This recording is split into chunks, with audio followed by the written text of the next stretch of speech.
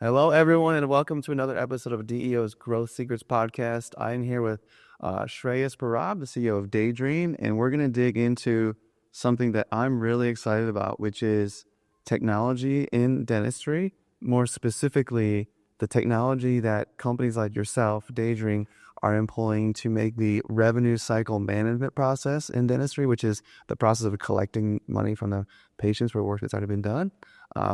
Making it easier, more efficient. So, Shreyas, give us a little bit about yourself, where you're from, what you're up to, and a little bit about Daydream. Yeah, no. So thank you guys so much for having me here. I'm super excited.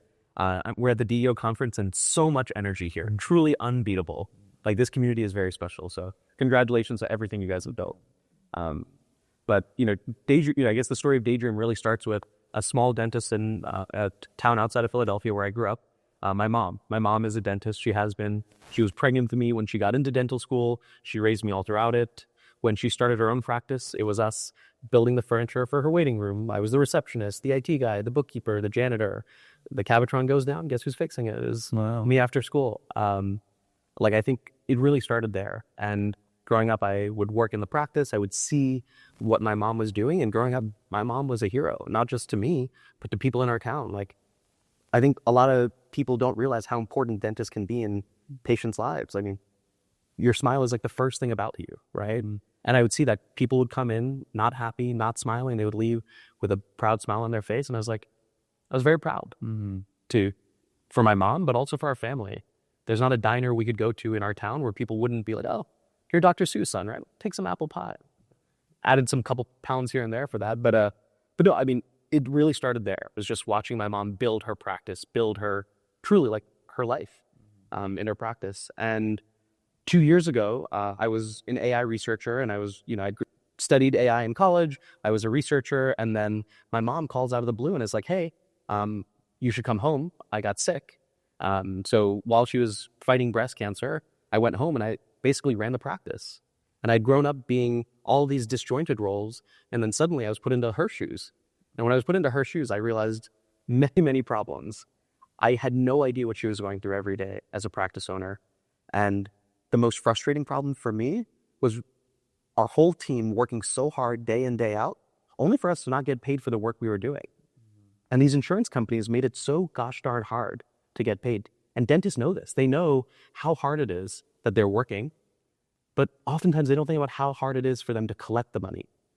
And that's when I discovered revenue cycle management. And this process was so manual, it was so tedious. And again, coming from technology, I was like, no, we can automate this. We could actually streamline this process and make sure dentists like my mom and you guys get paid for the work. And that's where Daydream started is. We use AI to help dentists collect more at lower cost. What a story. Wow. And so what about the name Daydream? Was that what you were doing when you were reflecting? You were like, I'm daydreaming about not doing this? How do I get it? That's definitely part of it. My mom's practice is called Dream Smile.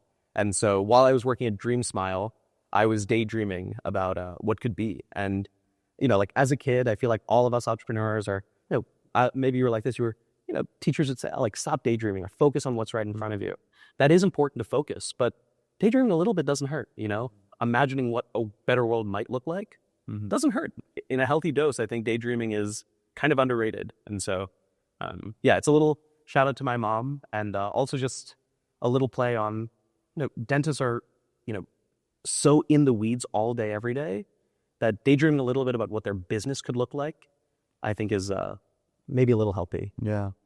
I love that story. So you're in Silicon Valley, San Francisco, went to Stanford, and it's been fascinating to me. I think it's a trend where talent like yourself is being attracted to dentistry right now because you have a particular unique story, but somebody like you comes in with this AI background, technology background, and you see these processes that are happening in dental office, and it's got to look pretty archaic. You're like, wow, we can definitely not do this anymore. So I guess walk me through what it's like to be knowing what you know and then the opportunity inside of dental to not do those nail processes anymore. Yeah. I mean, for me, I was lucky and unfortunate that I grew up watching this, right? Like when I was, 13, I learned how to code and I'd be like, Mom, what are we doing with this website?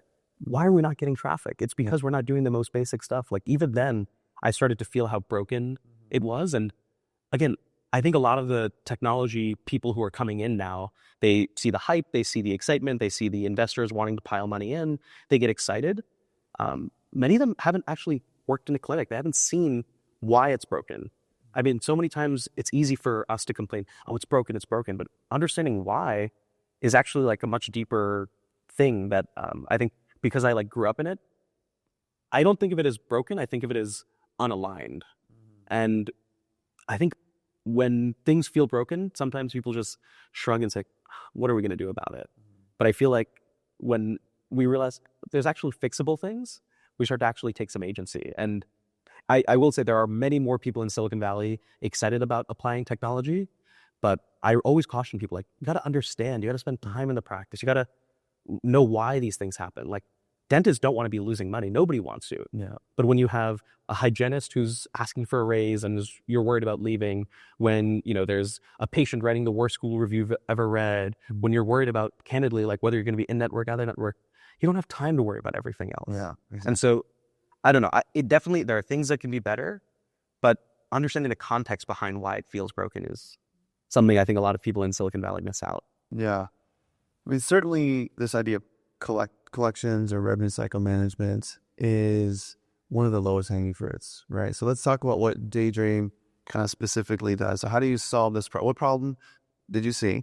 Yep. And then how does Daydream solve it? Yeah, that's a great question. So when, you know, my mom was losing 15 to 20% of her money. And so like most people, I was like, what can we do about it? And I looked and there was maybe two options. One was software, these point solutions, which would solve a very, very specific thing. They would maybe just do insurance verification, or maybe they would just help with payment posting, or just help with patient billing. But it was all fragmented. And then on the other side, I saw billing agencies. I was like, okay, these seem interesting. It would be nice to have an expert come in and do this all day and maybe outsource some of this work to people who are doing it day in, day out. But I realized these billing agencies are just using email and spreadsheets, and they're basically running the same way we would. We're just changing our humans for their humans. That didn't feel like it was creating leverage. So I thought, what if there was a way you could meet somewhere in the middle, where you could basically be like a billing agency, but build all of your software to automate the workflow of a normal billing agency? And that's really what Daydream is. You can think of it as combining these two worlds. So what we actually did was we built software and we went out and acquired an existing billing agency. And we're basically using AI to revolutionize the billing agency from the inside. So we will do all the normal things a billing agency will do, like insurance verification, claim submission, reconciliation, payment posting. We'll appeal denials. We'll work outstanding claims. We'll submit statements to patients. We'll do all of those normal services, but every single service we are automating and augmenting our human team to be able to do more. So I'll take an example, might be helpful. You know, let's do the example of insurance verification. Everybody hates it. It takes everybody time. Most billing agencies struggle because their humans are doing 100% of the work.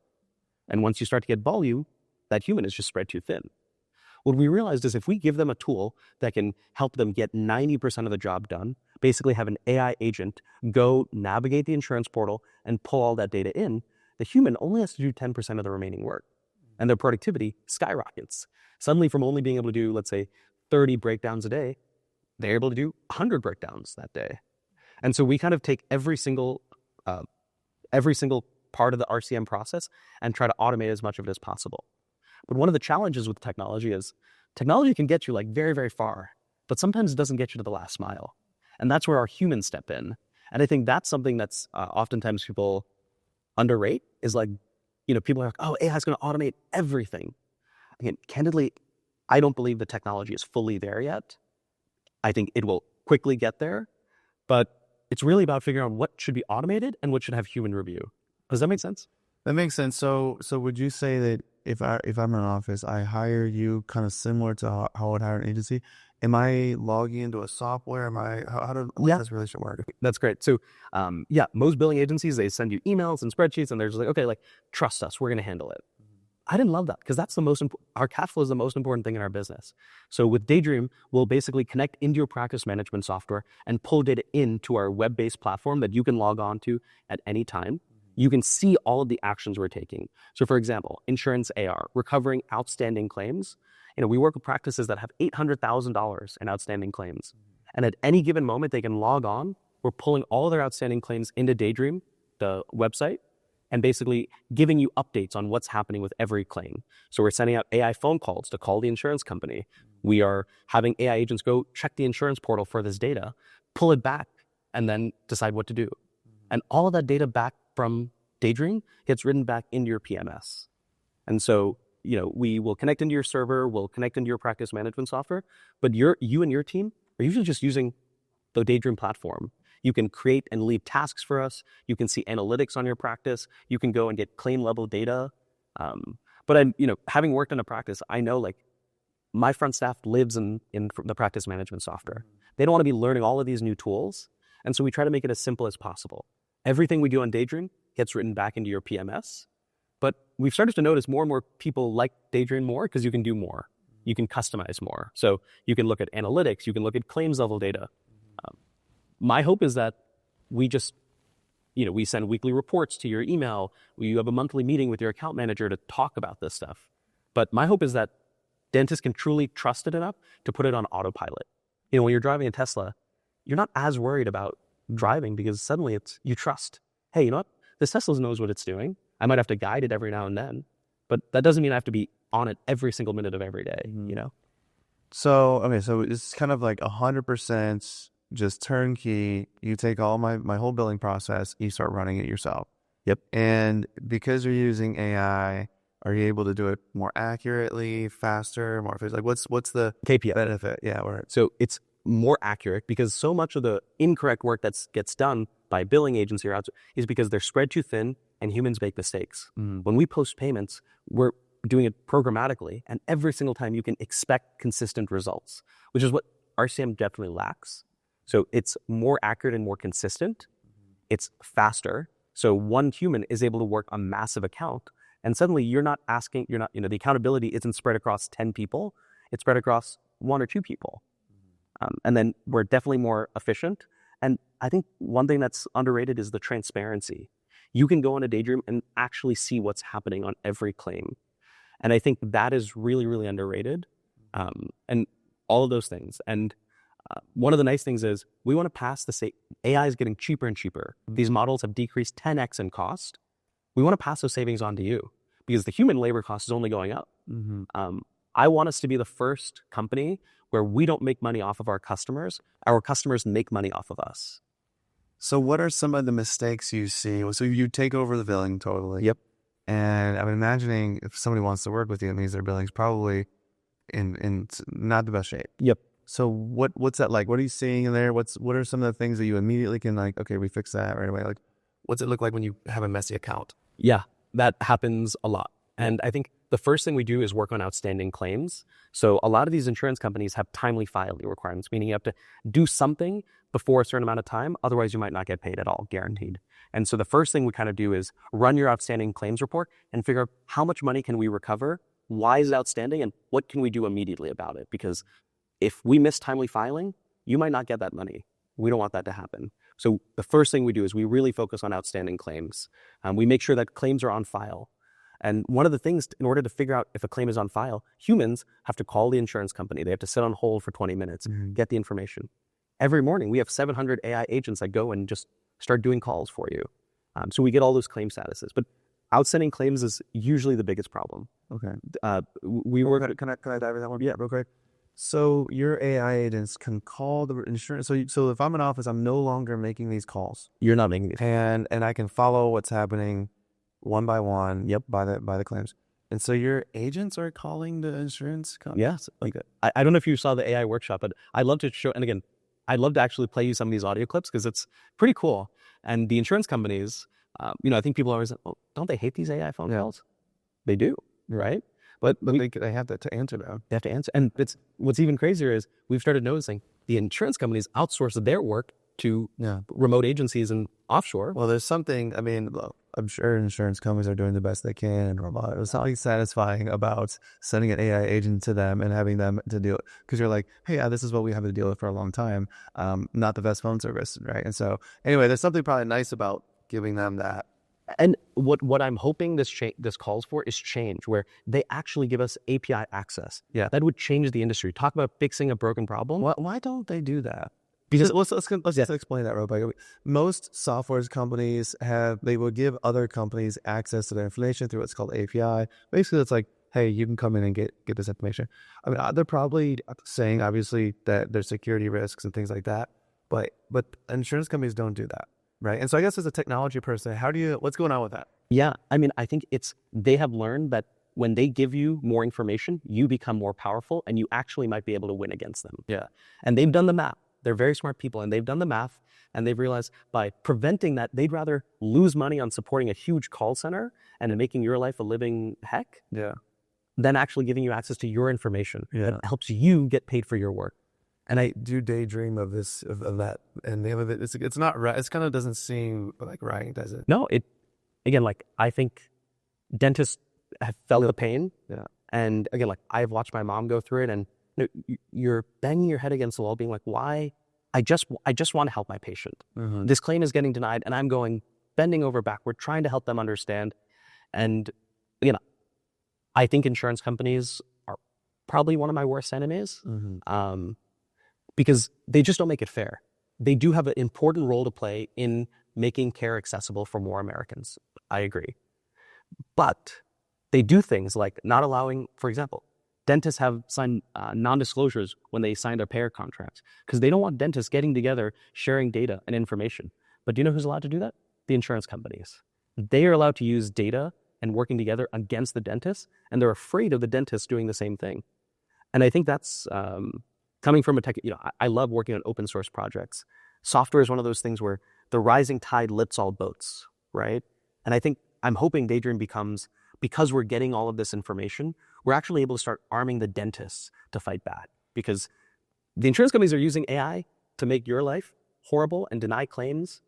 It's about like time people started fighting back. Yeah, you're in the lion's den, fighting the good fight over here. I hope so. Yeah, so you're sending agents to make these calls. They have to answer these.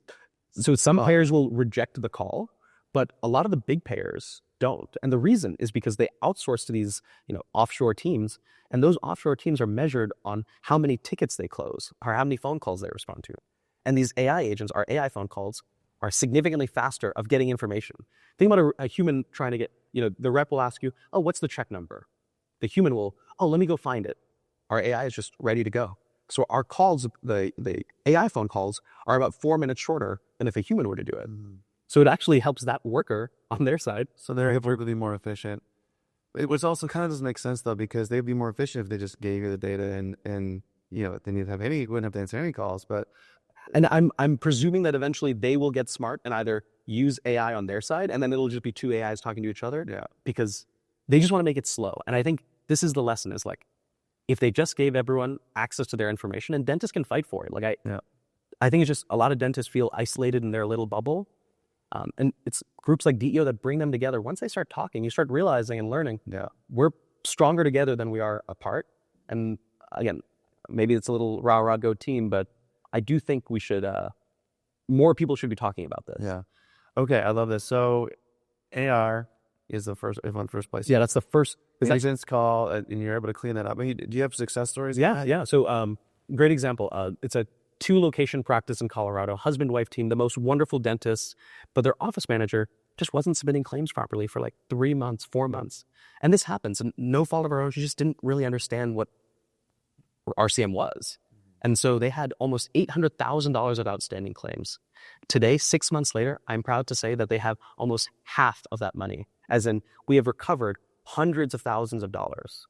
And I think that feels really great. Like, because those are dollars that the dentist should be getting paid. Aren't in the work. I mean, for us inside the DEO, it's one of the first places we start. It's probably the lowest hanging fruit in the entire office. And you paid for the patient to attract them. They came in, you did the work, you treated them, all this stuff.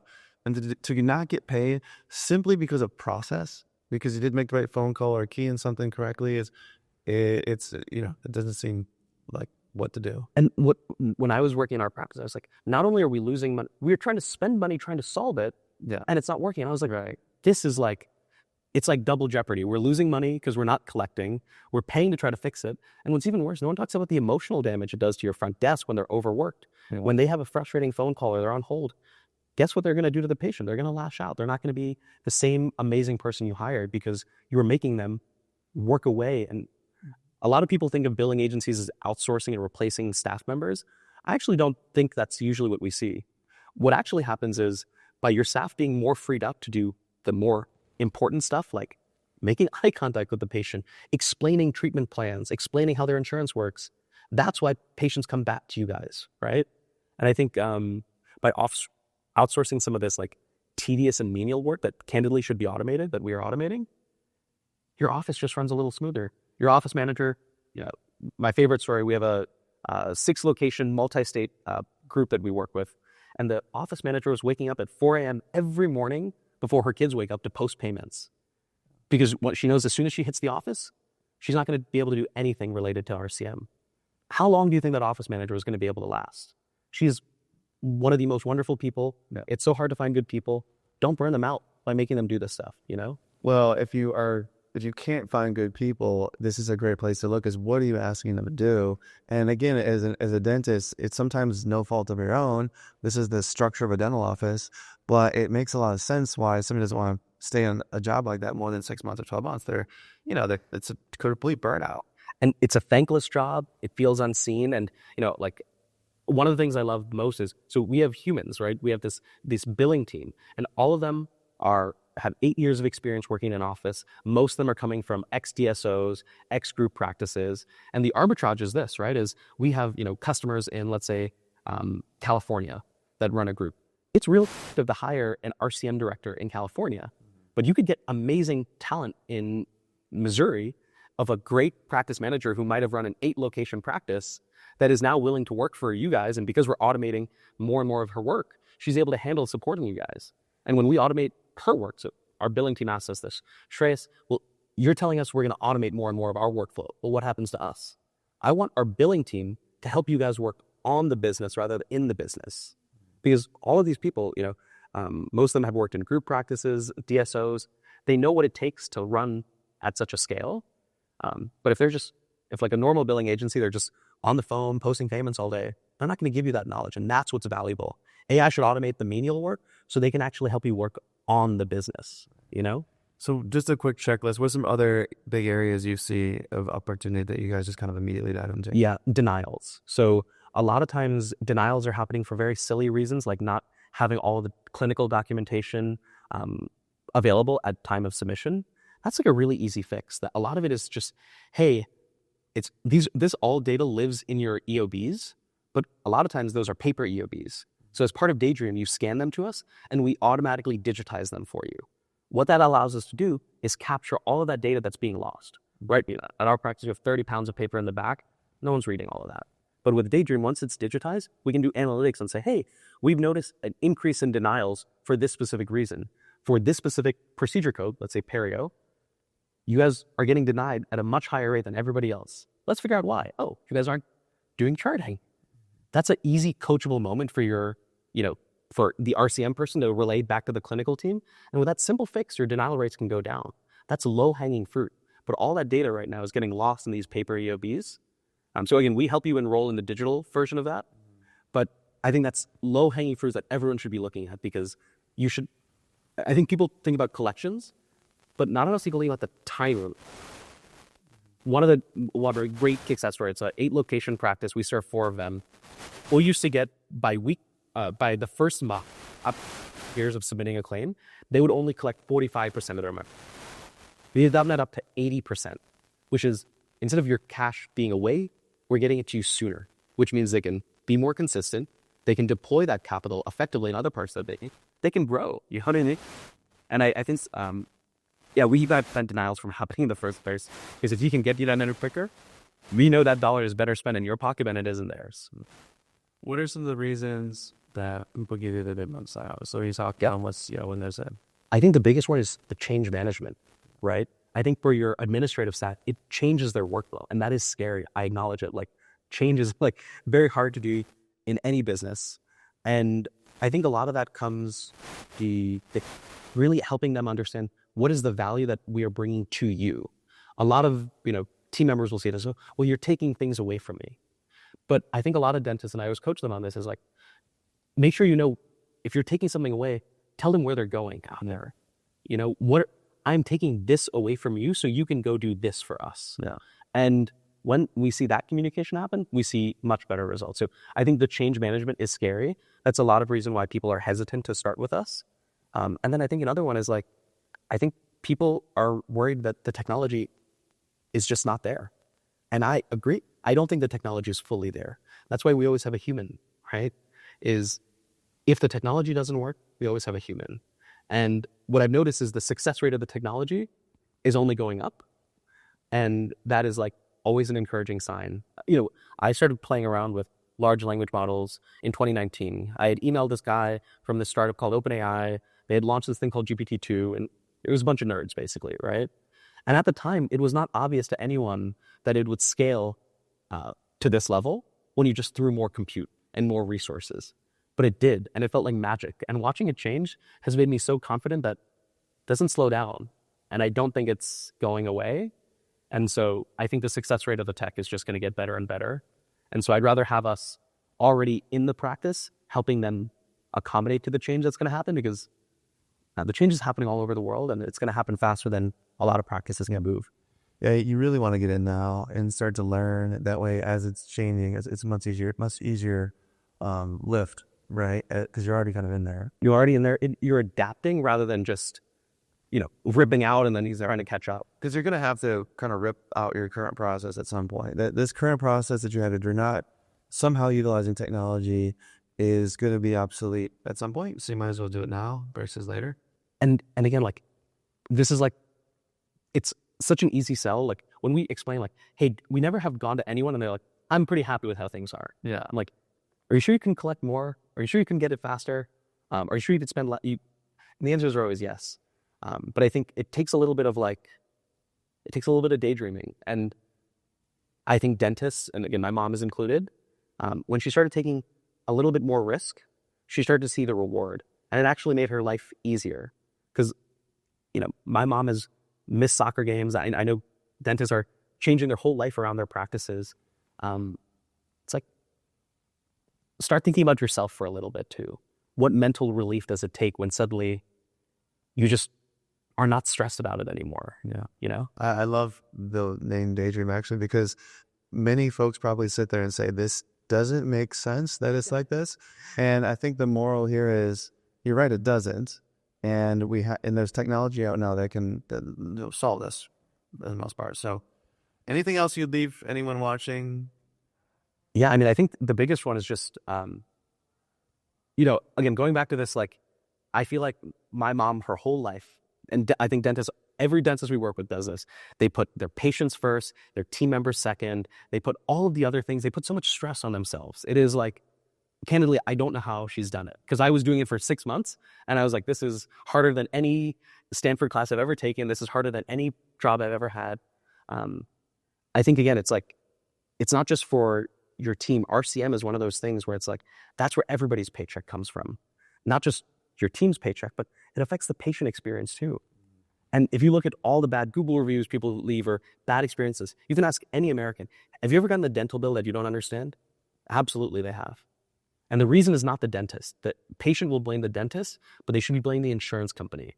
And I think dentists should take a little load off and help fight the insurance companies, because I actually think they're the enemy, not the patient complaining, not the front desk who's just struggling with all of this work. It's those companies. And again, if they're using tech to fight against you, we should be using tech to fight against them. Like I said, in the lines then, fighting the good fight. Shreyas, appreciate this. And I know a lot of people out there appreciate folks like you coming into the industry and solving some of these problems, because they're solutions and you're creating them. And my mom was our first customer, and I love what I do every day. This is not a company to me. This is my life's work. This is the mission, because I see how it impacted our practice. And I want that in every practice. And I think, to me, like, I grew up fixing the Cavitron. I worked the desk. I know how hard your staff is working. And there's a better way. And like, I candidly, like, I do really want Daydream to be kind of part of something larger in the community, where we're actually making someone feel like someone's fighting for their dentist, because as a dentist, it feels like not many people are. So beautiful. Thank you so much. Thank you so much, Tab.